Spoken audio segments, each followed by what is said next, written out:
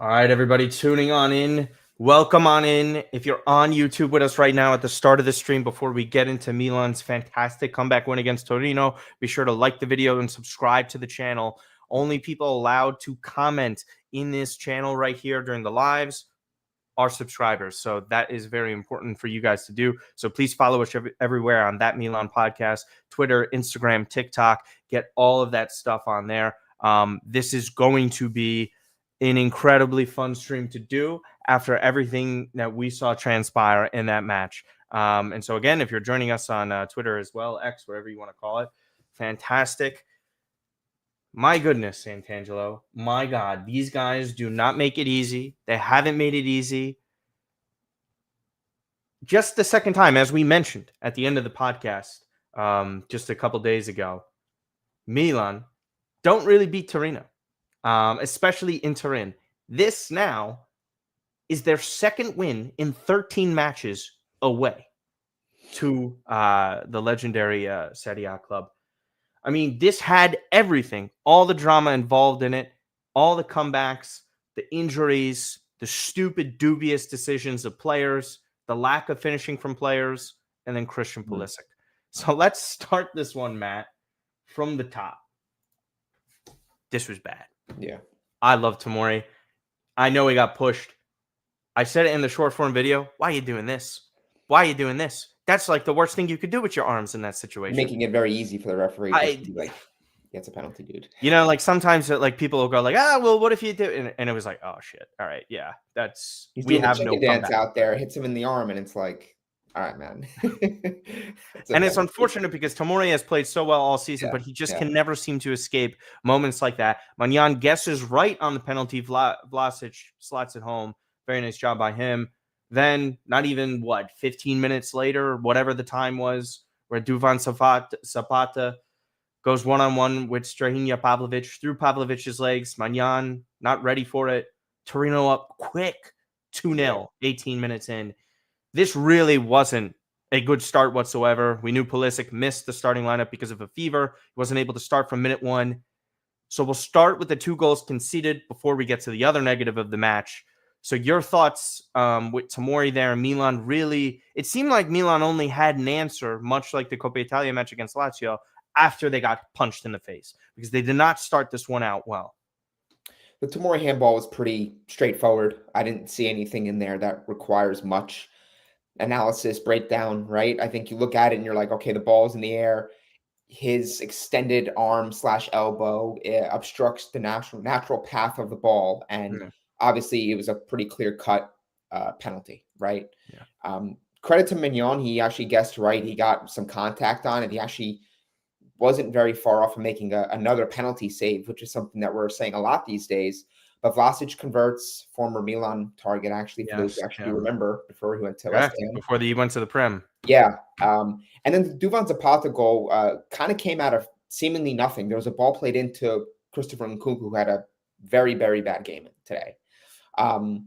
Fails to control the ball. Because of a bad touch, it leads the ball further away from him. Goes down pretty softly, and the Torino spring forward. They push it out wide to Zapata, and he takes one of those like snapshot attempts. So you didn't really expect him. You know, you figured he's probably going to maybe pass it back and try to keep shape. But he takes a shot. It looks as though maybe Maignan couldn't quite see it. He looks like maybe he was obstructed by Pavlovic, who was marking Zapata. Yeah. And quickly, to your point, 2-0, and you're looking at this and thinking like, all right, 2-0. Milan don't have a lot of guys on the bench to go to. Leao gets injured, which obviously we'll talk about. Yeah. And now you're thinking like, yeah, it's going to be one of those Monday night games where, yep, Milan drop points. They are really – Roma and Juve also dropped. Correct, right? And it was a pretty favorable weekend for Milan when you look at the other results. But credit to the guys, right? You know, the fact that you didn't really have the luxury of depth off the bench in the attacking sense, and it doesn't feel like we do any time these days, despite injuries. But Milan somehow, some way are leaving Torino with 3 points after a 3-2 victory, with Pulisic overturning it with a brace in the second half. Yeah, that's the really incredible thing about that first half is how usually in recent years, and I was even saying it like 2-0 is pretty much nail in the coffin. Going up against a side like Torino that really had, and we say it all the time, 2-0 lead, yada, yada, yada, you know, is the dangerous lead in the sport. Milan kind of proved that. This was like, to me, one of the most. This was, I know, could be really in the moment, but this was the best one of the season, easily. Like, the emotions that went into this is just, I'm legit sweating from pacing back and forth in my room. It's like 25 degrees outside in December here in New York. It's just, when you see that happen, the negatives just kept piling up for Milan, because even Allegri wasn't even on the touchline for this.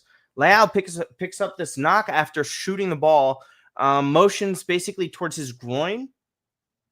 We can almost, I'm not going to speculate that much, but when a player has to come off in the first half after motioning towards his groin, you're probably not going to see Rafael Leao until 2026. That is kind of the real negative in all this, because it just doesn't seem like Pulisic and Leao this season are capable of staying healthy at the same time, which is even funnier because of how incredibly productive each of those players are within the amount of time in which they play. Pulisic, it's not like he's starting every single game. He's getting like 25, 30 minutes max off the bench today to provide something. Obviously, it was an injury today. He came back a little bit earlier against Inter. He also, too, just to point out, and not to cut you off, but you're fine. These were some of the thoughts that's kind of swirled around my head as I'm watching everything unfold in the second half once he came on, right? He scores 2 goals in a span of, I think, 10 minutes, right? Despite having the fever, battling that, and being the only attacking option Milan have off the bench. He also didn't start the season as a starter, guys. It was Jimenez and it was Leao. So the first couple games of the season, he was a bench player, and there was a lot of doubt casted over whether or not he was going to be able to integrate into the starting equation, right? Because it was the new formation. He's not a true striker. Leao, obviously Allegri had big plans for him, and then Jimenez is your only striker. Even in those games where he was coming off the bench, to Martino's point, he was still producing. He was still getting the odd assist, the odd goal. In games where Milan maybe were battling to get a draw or a win, and he's making the difference. So I think that's a testament to the player's preparation and being ready for whatever role he's been casted into doing. Is he's starting games, he's doing it as a striker, he's doing it as a forward off a not traditional striker, he's coming off the bench in not ideal circumstances like they were today, gets 2 goals, 2 tidy finishes, and Milan are leaving Torino again, as I mentioned, with 3 points when it looked as they weren't going to get anything from this match. So I don't think it's an exaggeration to say that Christian Pulisic is the Serie A MVP at this point in the season. That's what I was saying in the short video that I provided. I mean, it was just, I just want to talk about the Leao thing real quick before we just get into Pulisic, because just jump a little bit ahead. For me with Leao, it's this is, I think, a huge problem. When we see Nkunku, I thought had a better second half, but overall the performance stunk. Not good enough from him.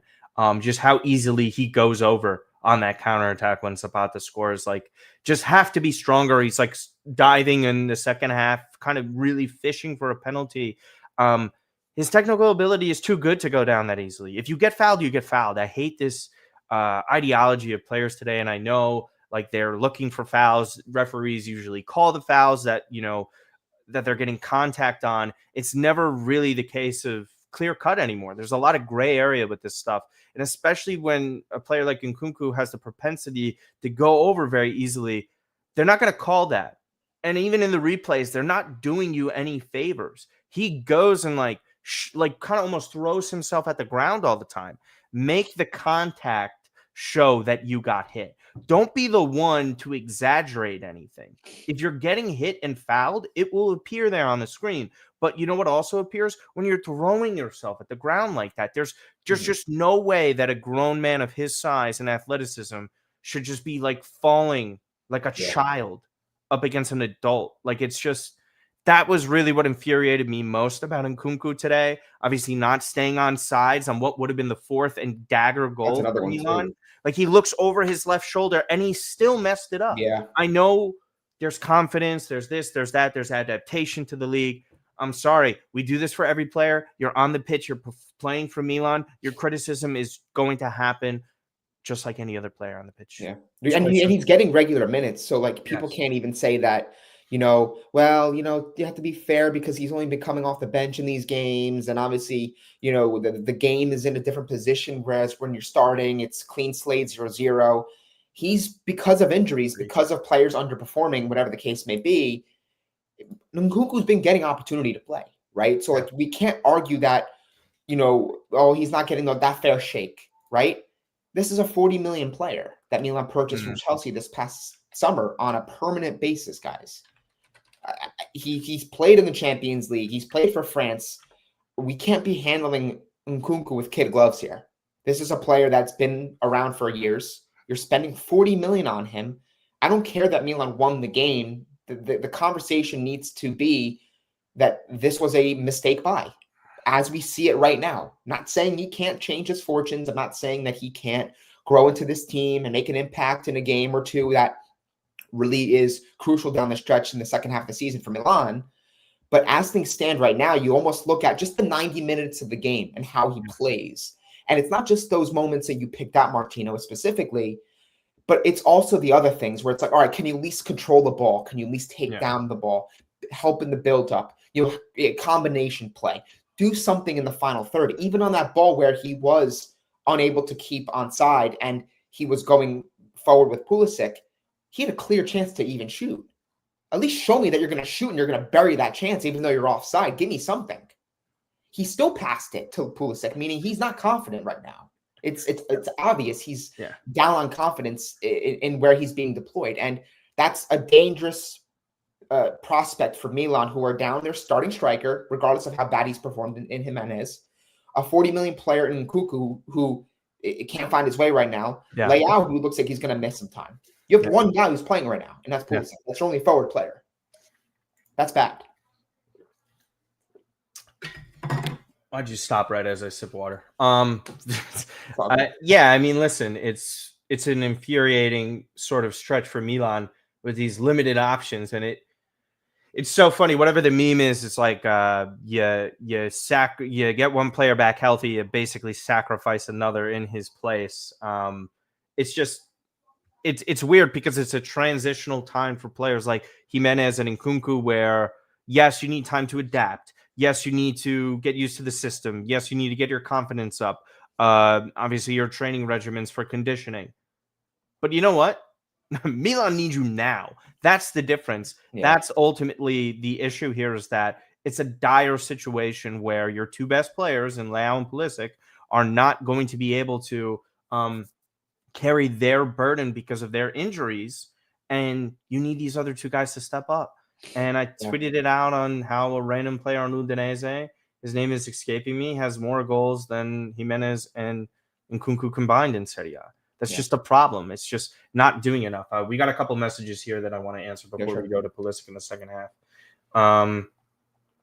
Fofana was missed defensively. Sure. No, not really. I don't know.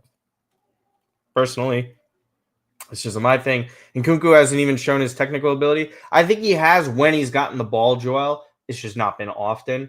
I don't think he's been anything spectacular at all. There was even one part in the first half, too, where he actually got the ball in space. He got the ball onto his left foot, and he was in a 1v1 situation.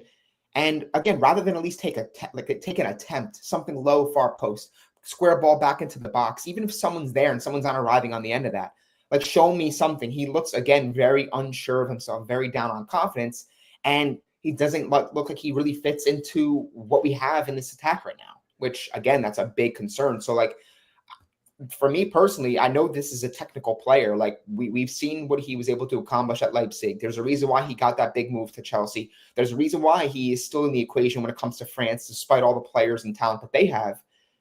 But we're not seeing it at Milan. And it's a psychological problem, I think, with a lot of attackers, even in this league, right? This league is very humbling. How many times have we said that? And not just us, former players in this league. Ronaldo said it, Ibrahimovic, they all said it. Like, you can go to other leagues and score, and all that space and all that time and all those opportunities that you get in other leagues, most of the time it's simply not there in Serie A. And it can really wane on an attacking player, which, again, we saw what happened with the Catalare for other reasons, right? We all know.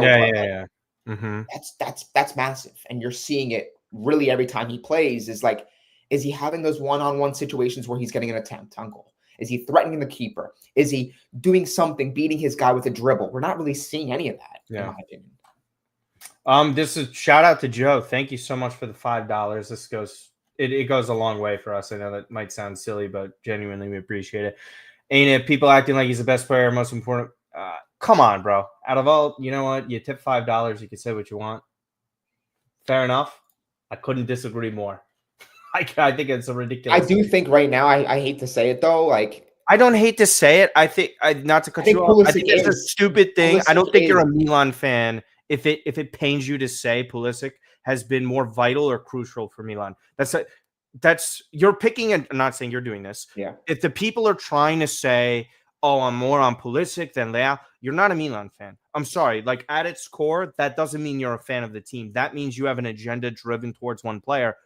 I think they've both been great this year. They have, but I think the conversation isn't whether or not we're pro one player over the other. It's strictly a matter of, has one player outperformed the other? Has one player been more consistent than the other? Has one player given more on a consistent basis than the other? I think that's fair to say. And this is no indictment on Leao. No, but it's not. But it's not laughable. It's not a laughable thing. I'm not saying it's laughable. No, I know. There's parts of what he was saying that I actually do agree with, because I think you can look at the numbers. The numbers don't lie. Look at goal involvements this year. I know Leao was injured. Pulisic was injured too. Pulisic's been on the bench for a handful of games to start the season, and he's still producing. No, of course. So is Leao. They both have two of the best goal and assist to minute ratio in the league. These two are the best. They're just the best. It's a luxury for Milan. The issue is neither are playing. Like Pulisic today, amazing, incredible. But what happened when Leao didn't do the 2-1? Right? What if he doesn't get the assist against Roma? Both of these guys are all vital. I'm not here. I don't do this. Like I literally look who's here on the Real quick. Landucci commented. We got quotes from Landucci, of course, who was the assistant coach in charge of Milan today with Allegri, on the sidelines because of the red card. He was quoted, "Leao has exams tomorrow. He had some discomfort in his adductor. Let's hope it's not serious." So we'll obviously learn more about his status going forward. But I think we have Sassuolo and Napoli. Those are the next two games. Oh, that's Super Cup. Yeah. Right, but I'm saying those are the next games on the docket for Milan, right? And I think there's maybe one more to end the season, or is that it? Well, no. I mean, to end the month, it just depends. If Milan beat Napoli, for example, then they would play a final. They got Verona on the 28th too. Mm-hmm. Yes, I was going to get to that. 6:30 start, by the way.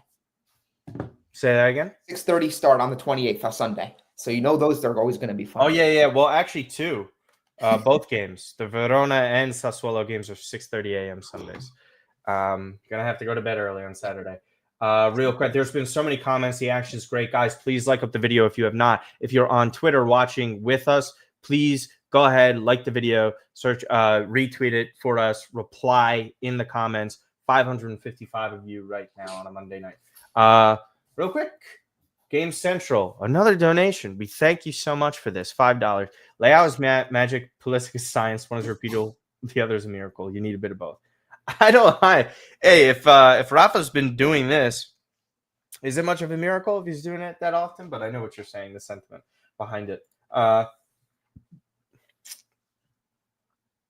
No, I don't think who do you call it was I don't think it was sorry to bring it up. Joe, I don't think Joe was hating on Leao at all. I just the phrasing and framing of it as clear, I think is kind of a bit much. That's fair.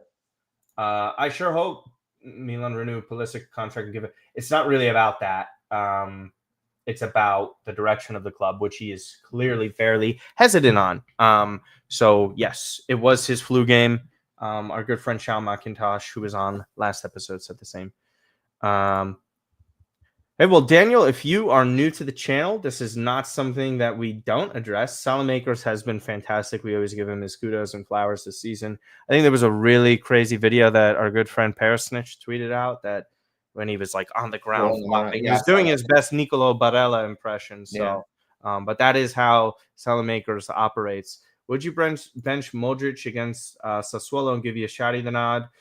See, this is the thing, and we'll talk a little bit on the Pulisic stuff a little bit more. I do want to be more interactive during the live stream, but I don't like, Matt, personally, Yashadi and Modric's spot. We talked about it on the live after the Lazio match. I think he's just very obviously more of a box-to-box midfielder than he is as a 6, and especially when your other options are Samuel Ricci in that position.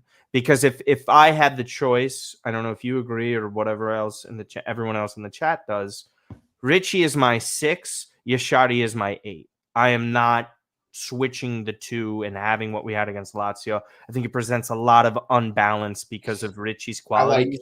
I like Yashari as the more forward driving player. I think that we saw that pretty frequently from the clips I've seen of him at Brugge and the Champions League, and obviously the brief cameos he's had for Milan so far. When he's able to push forward, like he can provide some impact in the final third. I think Ricci is, and again, this is something that we've seen over the course of Ricci's handful of years in Serie A. Like there's a lot of things he does well as a player, but you look at his statistical output, he's not an offensive producing player, midfield wise. Like he can do some things to help you. I'm not saying that. Yeah. But you look at the way he plays, and his game plays further from goal, in my opinion.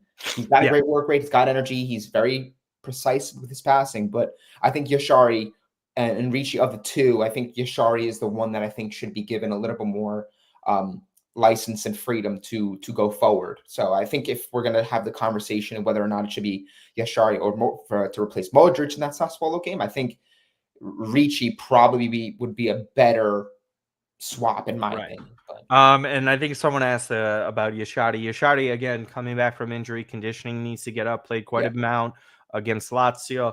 I selfishly wanted to see him today.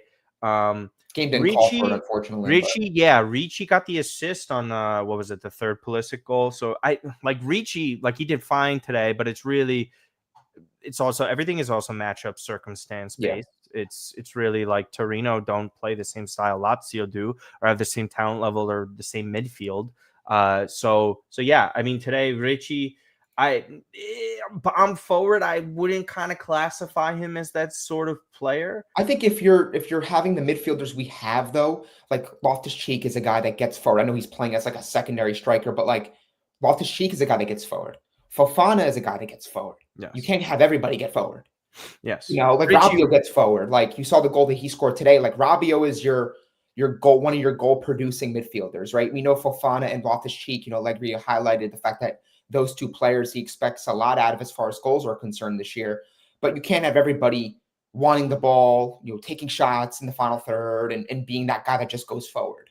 But I'm not saying that he doesn't have maybe some of those qualities, but I think you have to keep that structure. And I think if we're looking at the midfield personnel we have, I think Ricci feels more suited for the Modric role within this team, in my opinion. Again, it was the first touch, Matt, of the game. Yeah. I was just stunned by it, but not surprised, which is still a stunning thing because it's not easy to score on your first touch of the game. And he seems to be doing it often. He could have had a hat trick. He could have had an assist on top of it. Christian Pulisic's production here, to what your point was earlier, in the most defensive league out of all the best leagues in the world, it's Serie A. Christian Pulisic gets 2 goals in just about 30 minutes if you include stoppage time to further prove his value and talent level. He is in the prime of his career. He's playing at a massive club. Yes, they don't have European football, but the level of production since his very first match at Milan against Bologna cannot be understated. Christian Pulisic is the most important player for Milan at this point in time, has been the most consistent player for Milan. And I just love having a player like this. And again, as an Italian American, as somebody who's watched and seen this club for over 20 years now, to have this sort of player play at Milan, be ever so productive and clearly a protagonist, it's great. It's honestly one of the great things. And they're always big moments, right? Because we're talking about him scoring against Inter, scoring against Liverpool, all these other top sides, Real Madrid goal contributions, even in comeback wins, getting a brace off that, this is crazy production. It's just a player who also, mind you, to what your point was, in a 3-5-2 is in his ideal position up top. where does he actually play? Is he more of a right-sided player? Is he more behind the striker, up front, closer to goal? He's not a big guy. No. He's not even 5'10", 5'11". Also his fourth coach. Right at Milan. So to me, it's just been stupendous to watch this growth, not only as a player prior to his arrival at Milan, but just to see him flourish. I have no doubts this is the spot for him. I think this also pushes them even further and closer to top 4. I know it's early, but just these performances are just like special, where it's like where both sides need each other. Milan need Pulisic, and Pulisic on the inverse, I think he needs Milan because I don't think there's a better club for him at the moment. Yeah, I don't think there's a reason for either of the two to separate. Like, I think the player, obviously, he's been propelled to a prominent role at the club. Obviously, there's a lot of commercial value that comes with having Pulisic from a Milan point of view, right? We all know that that was a big driving factor when he did arrive at Milan. But he obviously, at the end of the day, you don't just come to Milan because, well, you sell shirts. Like, you still have to produce. Like, that's obvious. And he's produced a ton and then some. So, I mean, I think what the figure he was reportedly looking for that we were seeing was like 5.5 million as part of a renewal. Again, obviously, there's other factors that come into play when it comes to, you know, him wanting to extend. That's obviously, you know, Champions League football and aiming for trophies and all these sorts of things. And that's only natural for a champion like player, a player that's won a Champions League title at Chelsea. He's won trophies. You know, he won a trophy at Milan too, right? So he's tasted a little bit of what it feels like to win here. But yeah, like Milan also have to wisen up as well when it comes to what they're trying to build and achieve with the project too, because, you know, you're not going to get players that are going to want to commit to this team and extend in the prime years of their career if you're kind of half-assing it, so to speak, right? So like what I mean by that is in January, you clearly need a striker. Like you clearly need to add players to help achieve a top 4 minimum and a potential Scudetto. Go out and get both those players. Make sure it happens. Because now all of a sudden, I don't see how they let him slip through. From everything I'm reading and hearing, Manchester United, I don't believe. No, he's not gonna. They're fucking. All things considered, you factor everything in with finances, club stature, the league that they're in. United is more pathetic than Milan. It's not even funny. Him going there would be stupid. Personally speaking, it's all about, and to what my point is with it. I think it's a Milan side that they need to show that this project was serious. We keep on hearing every single time. Milan make top 4, they go back into the Champions League. I don't see how there's any real deal from him. You will. Yeah. I think they get it done. I also think they get the Leao extension done. However, I think some of the more important news regarding renewals is the rumors with Chelsea and Mike Maignan, and how Chelsea actually are more happy with their goalkeeper situation and don't really want to pony up the money for Maignan. If Maignan is kind of like was hoping and banking on Chelsea to come in for him, I'm hoping that they can resolve it. My odds and feelings towards that changing haven't really moved much. If they have, it's 5% of the direction that Maignan will renew, which is kind of under 40%. I mean, Tare, the way he's been speaking has been saying that. I mean, obviously, he's not going to reveal too much, right, about negotiations, talks, all things behind the scenes. But you know, it hasn't been kind of ruled out. And you'd think maybe Tare, who was very vocal about Jimenez and that whole swap situation, do you think maybe Tare would reveal a little bit more about being honest as far as where the negotiations were at? Both Maignan, like you never know. I mean, things can change, right? I mean, you think, you know, let's say Milan were to get top 4 and his opportunity to go to a club that is a step up, like a clear step up financially, everything like that opens, and maybe things can change and he might go there. But if Milan gets top 4, maybe they win a title and they both, you know, the club lets bygones be bygones. Players like, look, like, let's get a deal done. Like 5 million, 6 million, whatever it is. I'm the captain of this team. We just won a title, or we're top 4. We're going to play Champions League football next year. I'm 31 at the time. I think he's probably 30, 31. He'll be 31 in February, I think. Yeah. So like I'm not saying it's definitely going to happen, because I think there's real life consequences when a player gave you his backing. He gave you his trust and confidence. He was like, I'll stay here despite having a lot of uncertainty with where this project is headed. And then you kind of rug pull him and you say, we're going to wait. We're going to wait on you because we're not quite sold. Yeah. And now all of a sudden, Manuel, again, this wasn't his best performance, and I don't think there's obviously anyone who can really disagree there. But, you know, at the same time, he's been pretty solid this entire season. And I think his performances and his status as captain warrants a new deal. Whether or not he wants to sign it, that's obviously up to him. That's up to him, yeah. Which we'll ultimately end up seeing within due time. Yeah. I just thought this performance was phenomenal. Again, just one more, like Rabiot. This is where I was kind of actually wondering this. I never really kind of said it, but it's just always sort of like when Milan scored goals, they're just like hard work on the training grounds. Nothing out of the ordinary whenever it's not involving Leao, right? Like Pulisic, it's just he's working so hard, getting in the right positions. It's never like sort of jaw-dropping. Yeah. Rabiot's goal here was jaw-dropping, where you're like, holy shit, that gets him back in it. They don't really score goals like that much outside of the box because we're conditioning into seeing Kessie, Fofana, other players. Fofana tries to. It's not really common, but to see someone like Rabiot grab his first goal for Milan, he's been so great all year long. He's in that conversation with Pulisic and Leao in importance to the squad. I just really hats off to him. Sensational signing, just sensational. He's just been one of the marquee guys for this club. I'm so happy to see this level of production.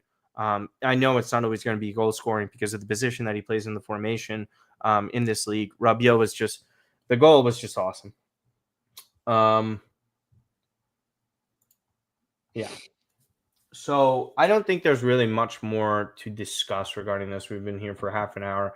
We'll stick around a couple more minutes because you guys want to get some messages in. That's more than okay.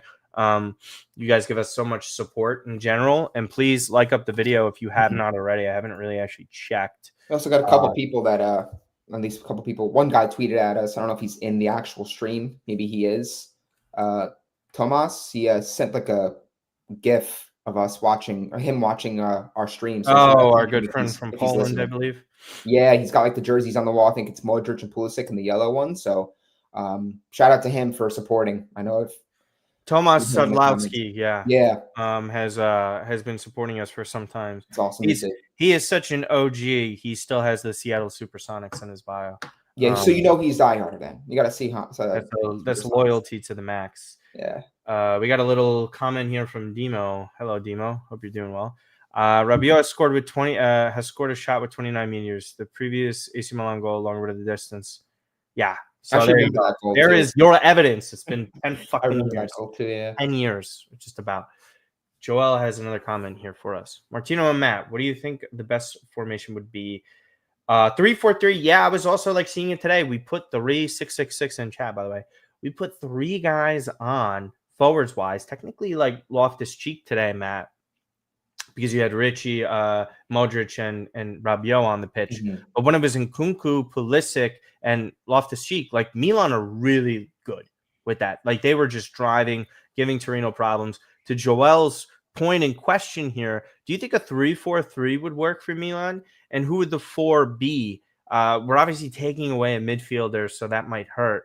But what would you put in obviously keeping the same back 3, the 4 in the middle, and then the 3 up top? What would you do if you were to go? I mean, the problem is I don't think that Milan has the attacking depth to do that. Like they have essentially 4 attackers, right? Like 4 true attackers. You have Jimenez, Nkunku, Leao, Pulisic. Those are your 4 guys, right? So like if you play with 3 of them, which they obviously can't do right now because Leao is going to be out for at least a little bit of time, you would assume, unless it's not that serious.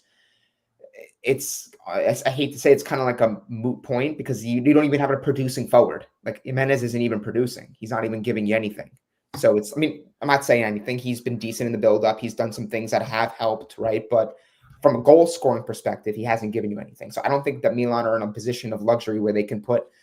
They have too many midfielders. To your point. Like they have too many midfielders. I think utilize that area of strength. It's like Bartezaghi's playing well. Am I sitting him obviously in place of Rabiot? Rabiot's starting him over every day. But do Rabiot on the left side, does he send innings, swinging crosses? Does he link up well enough with Leao?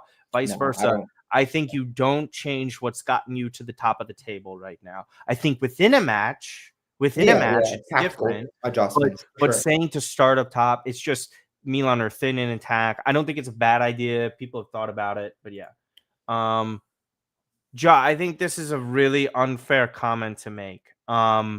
Kush doesn't shill for anybody. He has his opinions like everyone else. I'm not here to speak for Kush, but yeah, Pulisic has more goal contributions. I don't really care about working hard on both sides of the ball. I've done this conversation. I've done this narrative when it comes to Leao. Leao's job is to score and to create.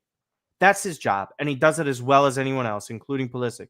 Pulisic can do great off the ball. There's things that Leao can do that Pulisic will never, ever dream of doing, and there's things that Pulisic can do that Leao doesn't. And that's okay, because you know what? They both play for my favorite team at the end of the day, and they're both really productive, and they both help my team win trophies. And I think that's all that really matters. Anything else is just picking sides.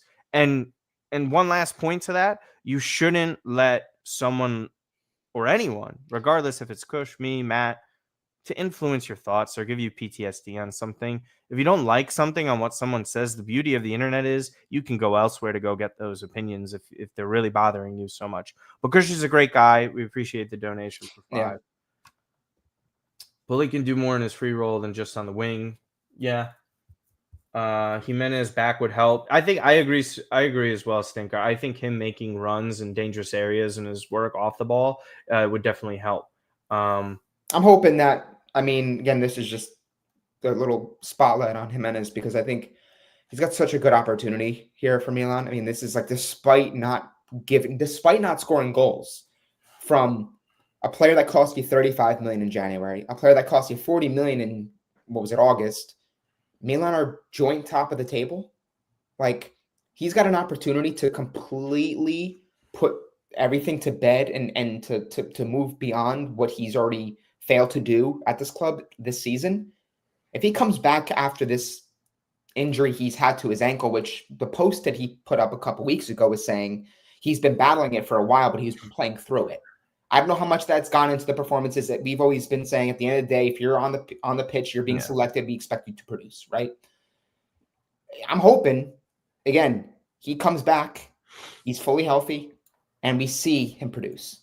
Because I think this is a club that quickly, like, there's not a lot of players shining from an offensive standpoint. We just don't have a lot of guys right now, right? He can come in, be the lone striker that it plays that role, start scoring goals.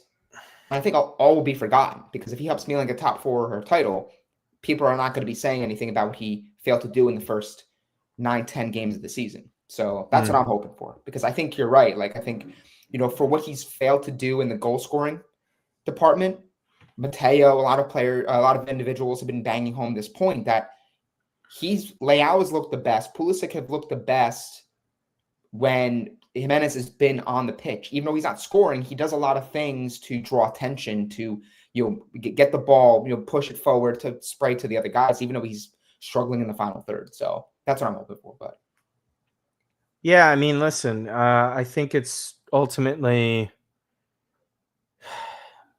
it's a production thing. Yeah, he's just still the striker at Milan wearing the number 7. I truly think at the end of all this, that Milan are going to add a center back. If there's an opportunistic buy for a striker in January, they will do that. Or they might just add somebody for depth. I do not think when you're talking about long-term, bigger purchase in January for Milan at the striker position, where Jimenez goes out, a Mateta in, or someone else in, that's not going to happen. The only way I can see it happening is if there is some validity to the reports about Nkunku. That's the only way I could see it happen. Well, that one just appeared today, though. No, I know, but I'm just saying, like, if that has legs and that is something that, because we saw it last year, right? I'm not saying the money was the same, but Milan's manager, they weren't shy from just completely blowing up everything they did in the summer. They got rid of Morata, they got rid of all those guys. But none of them were worth this much. No, I know that. I know what you're saying, and I agree with that too. It's just easier to get rid of cheaper players and players who don't really have that significant. It's going to be hard to get rid of Nkunku, but just it's very interesting the pushback from a guy like Allegri and his comments and his wording and his phrasing. I think that he's making positive comments. Like, I like his qualities. I think he does well. We need Jimenez back.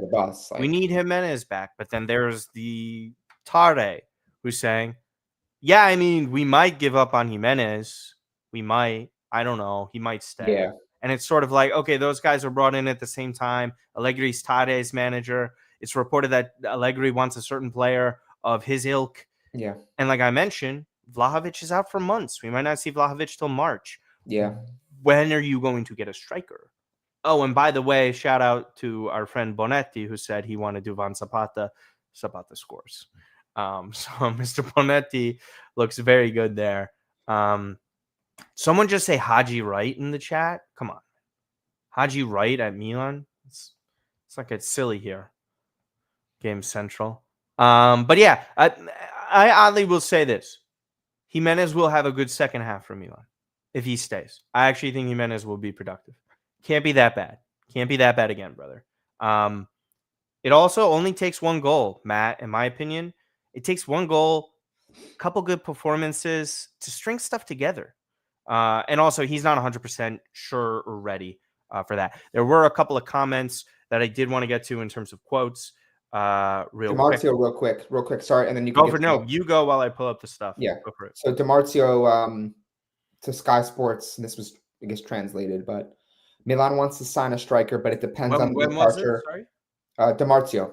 When? Just now. Just now. Okay. Yeah. Milan wants to sign a striker, but it depends on the departure of Santiago Jimenez. We know that. We need to understand Milan's intentions, whether they'll stay as is or push for the Mexican international's exit. Lorenzo Luca could be a man for Milan or Roma in this market. He's full of shit. Yeah, Dude, he's full of shit. He doesn't know what he's talking about. Luca's terrible. Why is there a transfer going to happen between two teams? He's also on loan, I think, at Napoli with like an obligation or option. Like he's not going to transfer. There's not going to be a transfer between two teams competing for the title. Yeah, it doesn't seem like it even makes sense. DiMarzio's so like, I respect the guy, but this is like stupid. Okay, so here we go. A couple more comments from Landucci. This Milan team never gives up. Winning today was the most important thing. Loftus-Cheek had an outstanding game. Leao had discomfort in his abductors. We hope it's nothing. Tomorrow he will do tests. Rabiot's goal changed the game. So there with that. A couple more quotes coming in here. Landucci, these are from Antonio Vitiello here. This team never gives up. We need to thank the doctors because they've made Pulisic available to us who have been very ill. Pulisic is a strong player. In the locker room, he's very calm, but on the field, he's a healthy ferocity. He's a sniper. Just basically calling him a killer. People thought he didn't have an edge to him. Remember that? People said, well, he's timid. He don't say anything. He's quiet. He can't lead a team. He can't be the main guy in a team. I think there's more than one way to impact. You don't need to. But it doesn't feel like it. Milan, Matt, and everyone else here. Yeah. 13 matches unbeaten in a row in Serie A. 4 draws, 9 wins. It's a good streak. Yeah, Milan haven't lost. When you don't lose, it's a good thing. The Parma one sucks because it should be another win there. Parma, Pisa. Yeah. We'll go on about it. Okay, a couple comments from the players, Pulisic and Rabiot, and we'll end it here. 731 of you in here. We appreciate you. Follow us on Twitter if you do not already, and subscribe and follow us. Go check out the Instagram and TikTok. All right, final comments here. Excuse me. 2 days ago, I was really dead. I'm happy for the goals, but the important thing was to win the match. That was Pulisic. And then Rabiot. Pulisic's entrance did us good. The goal, we needed this. These matches show that in terms of mentality, we're there.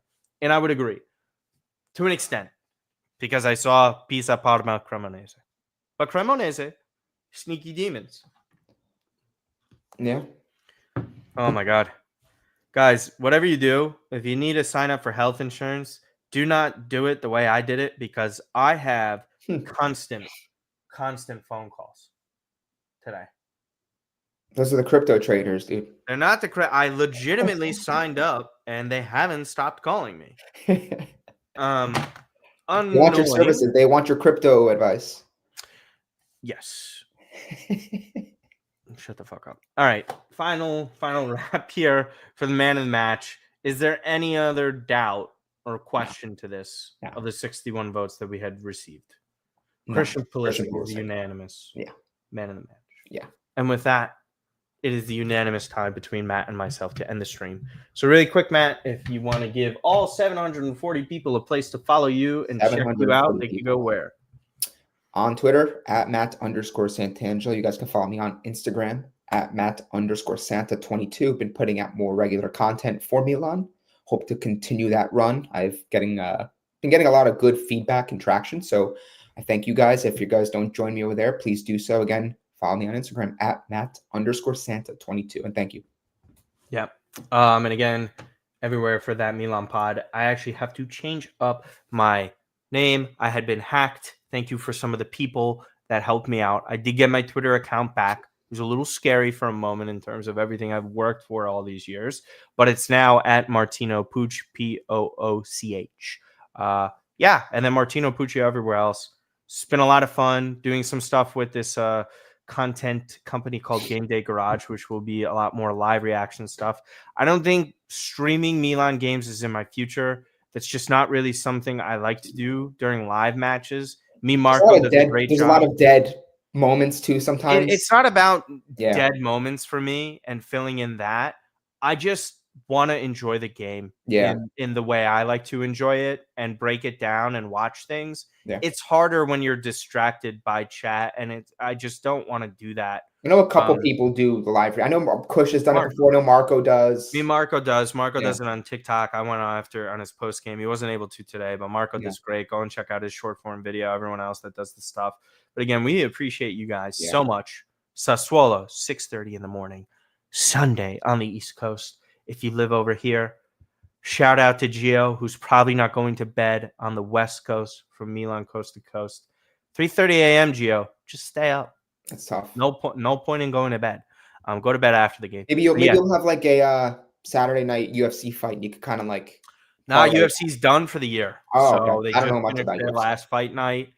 Next up is going to be on Paramount Plus, where you don't have to pay over here. But yes, we appreciate all you 5 stars. Episode coming out in a couple of days on a new podcast.